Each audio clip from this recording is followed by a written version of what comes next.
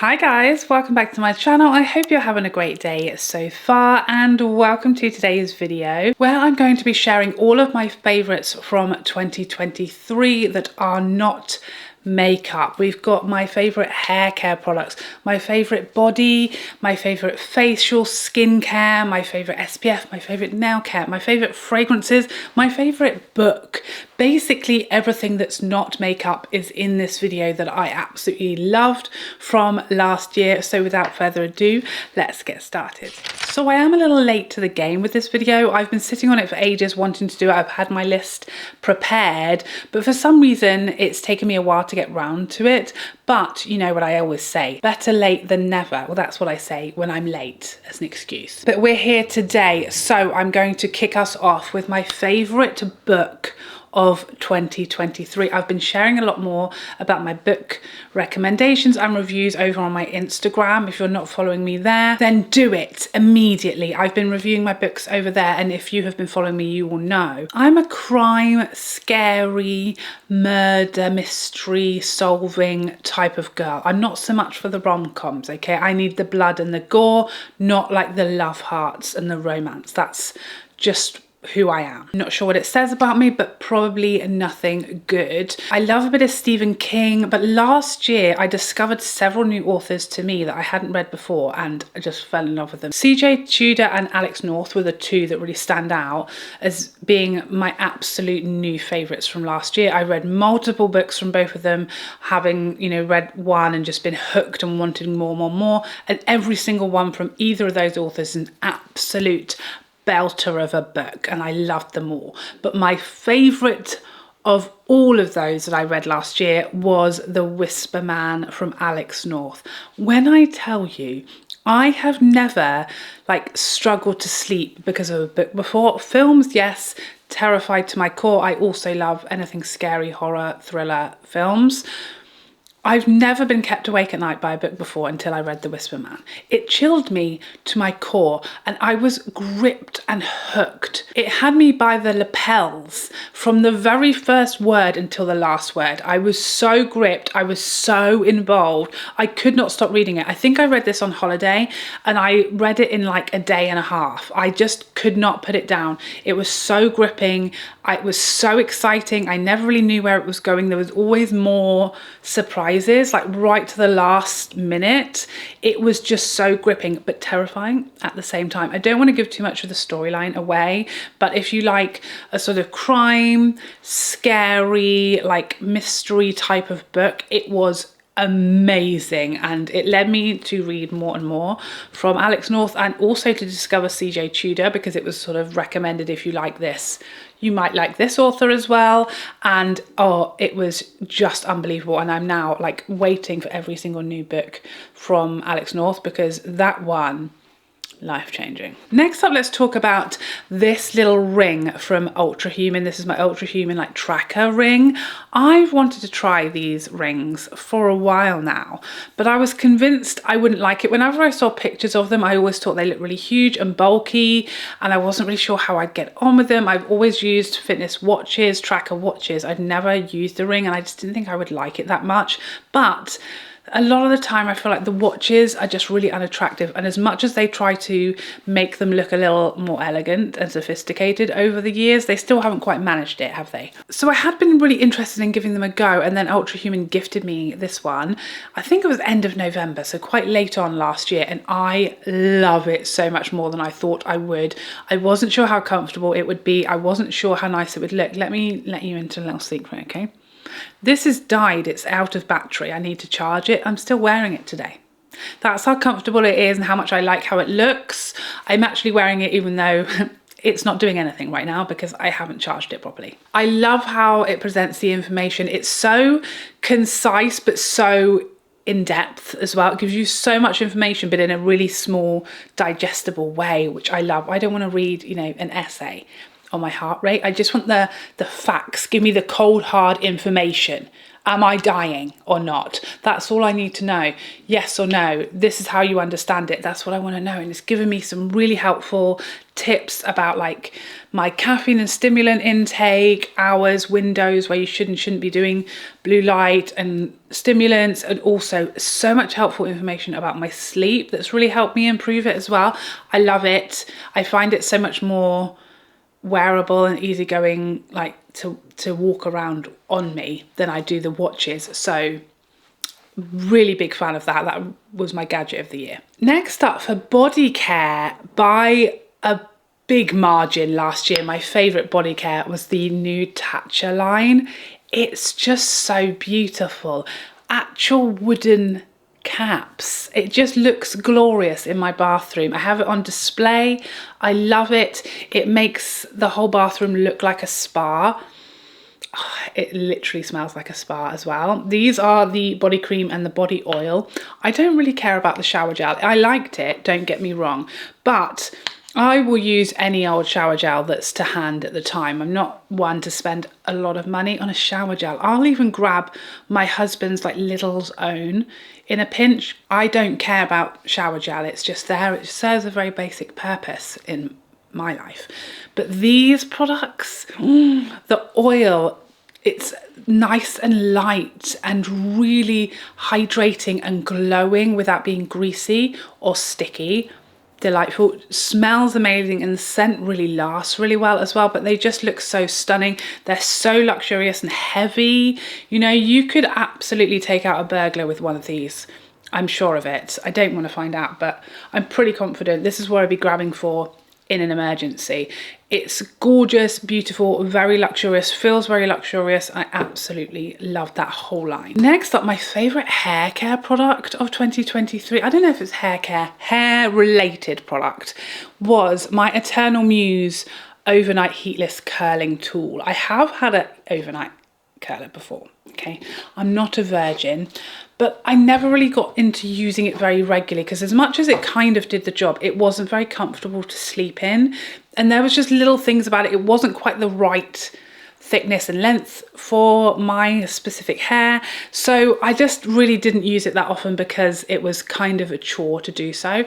And then this one from Eternal Muse was getting like rammed down my throat forcibly on TikTok. It was everywhere on my For You page. It probably was on yours as well. I barely saw a video that wasn't about heatless curl for about 6 months at one point.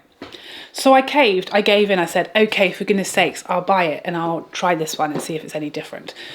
And it is. And it's not even like immensely more expensive than the one I was using, which was probably any old one I could find on Amazon. It's maybe £5 more. It's not, you know, a really expensive brand, but it is so much higher quality. It feels so much softer. It has a much nicer circumference, so my waves will turn out natural and wavy with some volume, but not like really curly and tight, and not frizzy either, but also like I've done something, not like it just falls out. I don't have to use like I don't have to do it with damp hair. I can use it on dry hair with a bit of mousse or something in it, but it is so much more comfortable to sleep on. It's so much more sort of flexible, but yet it bounces back. Like, you know, you can really squishy, but it doesn't say stay squished. Is any of this making any sense? So much more comfortable to sleep on because I'm a side sleeper, and this does not bother me whatsoever. So I have been doing my heatless curls a lot more often because it really is no skin off my nose. Whereas the previous one, I was like, oh God, I just know I'm going to be like trying to rip it out my head at 3 AM because it's driving me nuts and I can't sleep on it. This one is really comfy and it's just the perfect size and finish. And I love that it comes with this little box as well, because I just keep this on my bedside table and it looks really lovely, rather than the previous one that just looks like a green snake shedded its skin there or something similar. So that was my favourite hair related product of the year. Moving on to nail varnishes. Usually I have a whole load of nail varnishes. I think I only bought one new colour of nail varnish last year. I repurchased like some of my staples that I really love, but I can't remember or find any other new colours that I bought other than this bad boy. This is Suzi, the First Lady of Nails from OPI. And I discovered this, I saw an Instagram post where someone was doing a chrome, this colour and then a chrome over the top.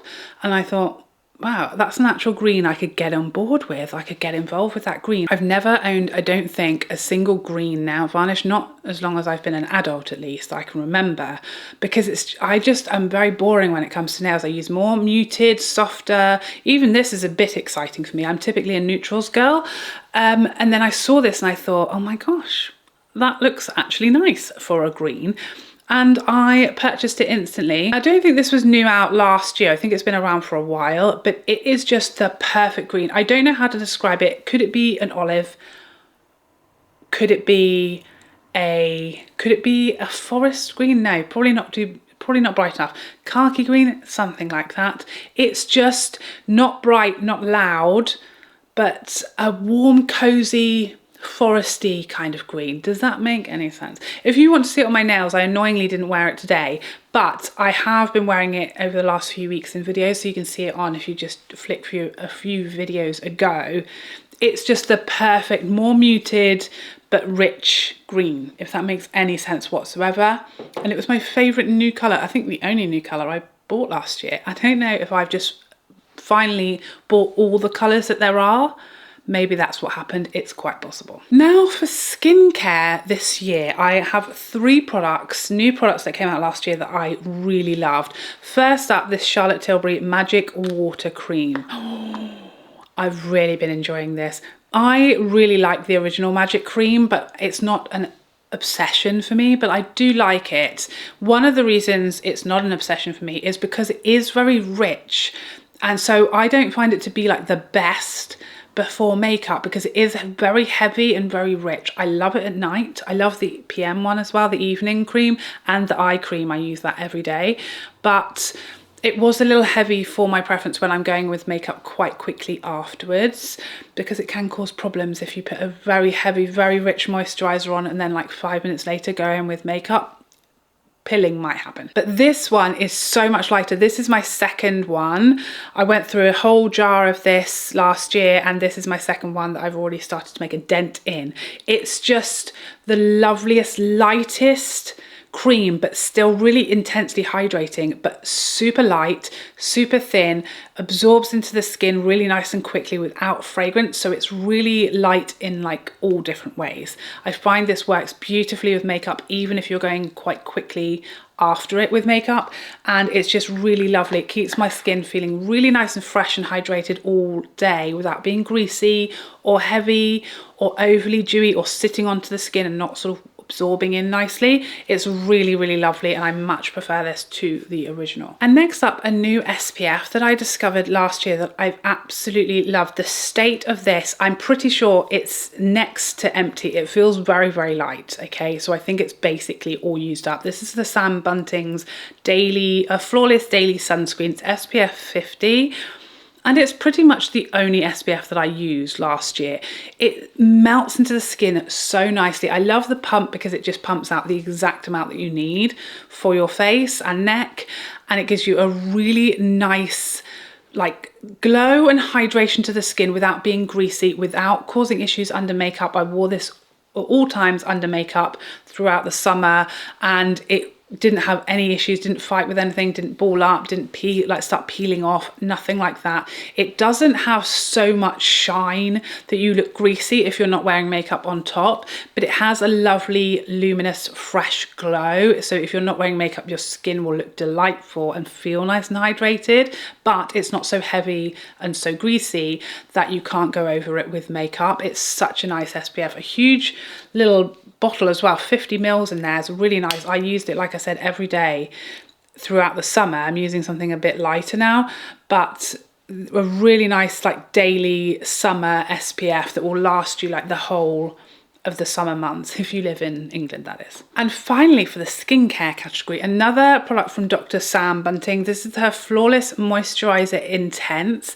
and this is designed to be like a barrier repair cream or treatment that feels like a moisturizer. So Dr. Sam says that she wanted to create something that was, you know, barrier repairing and had that power that if you've messed up your barrier, it's going to be very soothing, really help repair the damage that you've done, and really be very gentle on very angry, damaged skin.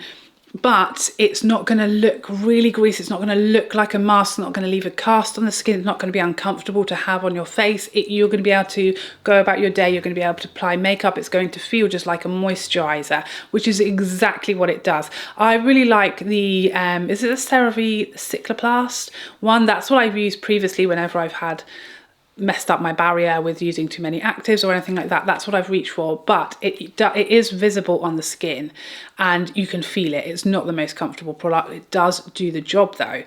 And this is just so much easier and nicer to wear. I've even used this on my daughter because she has just started her little skincare routine. She's going to be 10 this year. And she just wanted to start doing some skincare. I feel like her skin was starting to like want skincare. You know, there was times when it would be a bit dry, a bit sensitive, and it felt like she, you know, was starting to get a bit hormonal skin. So we introduced her to like a cleansing and moisturizing, very basic, perfect, sensitive, young skincare products. But initially she was washing and so cleansing and moisturizing her skin twice a day, and we quickly realized that was a bit too much for her skin. So she's now just cleansing at night and just moisturizing in the morning, and that's been much better. But her skin did start to get a little dry when she was over washing it, over cleansing it. And so I would just dab a little bit of this on little dry areas. And it was perfect, you know, no stinging, very, very gentle, beautifully sorted out any dryness that she had. And it just has this lovely glow to it, but it melts into the skin very lightly, very thin, but so like nourishing at the same time. I've really enjoyed this, much nicer on the skin than a more traditional barrier repair. Does exactly what it says on the tin if you ask me. Next up, makeup brushes. And I thought what we would do, rather than including like 400 brushes that I really loved that came out last year, I thought I would include instead my #1 from like my top 3 makeup brush brands. My favorite brush from Sonia G, my favorite brush of the year from Rephr, and my favorite from BK Beauty. So let's start off with BK Beauty. My absolute favorite from last year, and among all the very many amazing brushes they released, was the Nikki Rose concealer brush. It's actually, what is it called? The N16. For me, it's the concealer brush, and it is my holy grail concealer brush, my favorite concealer brush of all time. It's so precise, and it's got that sort of triangle tip that helps you get so close, carve out your nose around the edges. It's very, very precise angle to, you know, clean up eyeshadow, anything like that. And it has quite a dense sort of body to it with a very feathered tip that just allows you to diffuse and get the most blended diffused concealer application without sacrificing coverage, which is a mature skin, mature under eye dream, because you can cover, you don't have to use like barely there concealer. You can use a full coverage concealer, but a small amount, and really diffuse it out, but still have your under eye darkness and discoloration completely covered with a very small amount that's going to be much kinder to that area. And it's just magic. I love it. It's perfect for what I needed, and I barely use another brush for my concealer anymore. Next up from Rephr, it had to be this very special Saibikoho brush that they released for holiday. It's just so beautiful. The little dainty hand painted flowers, the insanely soft bristles. It just feels and looks so special and so elegant. I actually had to wash it for this video because these other brushes can, you know, they're not clean, let me tell you, but you can't really tell if you're not looking close up. Whereas this one, obviously it being white, you can tell when I've been using it. And I just love this so much. I love the presentation of it, how beautiful it is, and the beautiful box that it came in, but it's so soft and very versatile. I love this for blush, but you could easily use this for bronzer, blush, highlight, contour, powder. really anything, which is great because it was a more expensive price point for the brand because of the extra level of hair that was used and the extra work that went into the handles, of course. So it did have a higher price point. And for me, when it's a higher price point, I want the brush to be very, very versatile, do lots of different jobs for my money, and this absolutely does that. It's just so beautiful and it's so effective. The softest blush application ever. My absolute favourite from Rephr for the year. And finally, Sonia G. Oh my goodness, what a year for Sonia G. I feel like it was maybe her like biggest year yet as far as the number of releases and the success of those releases and how many brushes we had, new shapes, new handles, all of that. It seemed like a very, very, very big year for Sonia G, and I feel like 2024 is going to be even bigger. So I'm very excited about that. Any number of brushes could have been my number one. She had so many amazing shapes last year, but one really stands out for me, and it's the Sheer Buffer. This brush is just so genius. It's so clever. This for me is cream, bronzer and contour. That's what I love this for. It's easily could be used for like 10 other jobs, but that for me is the like use that makes it really, really outshine any other brush that I've ever tried. Those are like tricky applications for me. Either I lay down too much product and then I have to blend it and it goes, you know, beyond where I wanted it to go, or the brush takes a lot of work and then it starts moving what's underneath of my foundation. This brush is just genius. Because of the lighter bristles at the top, it picks up a really nice manageable amount of product, but then the denser bristles underneath really help you like blend out. It's a real workhorse with like a finer edge to it. It is just so clever. It's unlike any other brush I have in my collection. It solved problems and filled gaps that I didn't even know I had until it arrived, and now I can't like apply cream bronzer without using this. It's just genius. It's so much better for that job than anything else I've ever tried. She's so clever. One of my favorite, if not my number one favorite Sonia G brush of all time. And that's saying something. And now for fragrance. So I have three fragrances, my favorite three fragrances of 2023.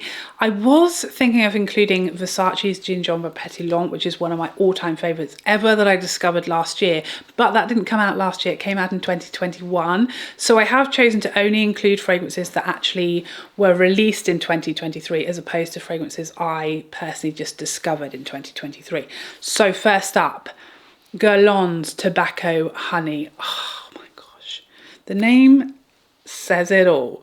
That is everything you need to know about this fragrance. The most beautifully smooth, balanced, blended tobacco honey fragrance ever, with amazing performance, great sillage, amazing longevity, so warm, spicy and cozy with a little kick of sweetness that's never too much. It's very cozy and warming. Really, really beautiful, wearable tobacco, never too overwhelming between those two notes. They balance gorgeously, gloriously, and one of my all-time favorite ever tobacco fragrances, possibly my number one favorite of all time. Next up, Mancera's Amore Caffe. Oh my gosh, this is one that is very easy to imagine based on the description of it, because it smells exactly like an affogato with a huge serving, a very generous little splash, not even a splash, but a sploosh of amaretto. Oh my gosh, the booziest amaretto-y creamy coffee. That is exactly what this smells like. Such a realistic coffee note as well. It's gorgeous. It's so warm, cozy, the perfect autumn, winter, evening fragrance. If you like coffee, if you like amaretto, you like the scent of amaretto, because I adore it, you just want to eat your own neck. It's gorgeous. As always, Mancera has amazing performance. They're always beast mode, always have great longevity, always have huge projection, and this is no different. It's just so smooth and boozy delightfulness. I absolutely love it. I think I prefer this actually to Kilian's Angel Share. Kind of similar vibes, but with a massive kick of coffee and with, of course, amaretto as opposed to cognac. And finally, Parfums de Marly's Althaiir, which I really did not expect to love as much as I do. Oh my gosh, every time I smell it, it's like I'm not expecting to love it as much as I do. It takes me by surprise every time. You know, it's got so many like notes that you don't think would be together in the same place. At the same time, you get a bit of citrusy, you get that big kick of caramel, you get that muskiness, and it's so versatile. This is a fragrance that you could wear, you know, morning, evening, summer, winter, daytime, nighttime, date night, school, office. I feel like it works and is appropriate for every occasion and every season that you could get. So wearable, so unique and special to my collection. It became like probably, possibly my #1 fragrance of all time. And I was not expecting that. Okay, so there you have it. Those are all of my non-makeup favorites for 2023. Please let me know something that you loved in 2023 that was not makeup in the comment section down below. But I hope you enjoyed this video and I would love to see you in the next one. Otherwise, take care for now. Bye bye bye bye bye.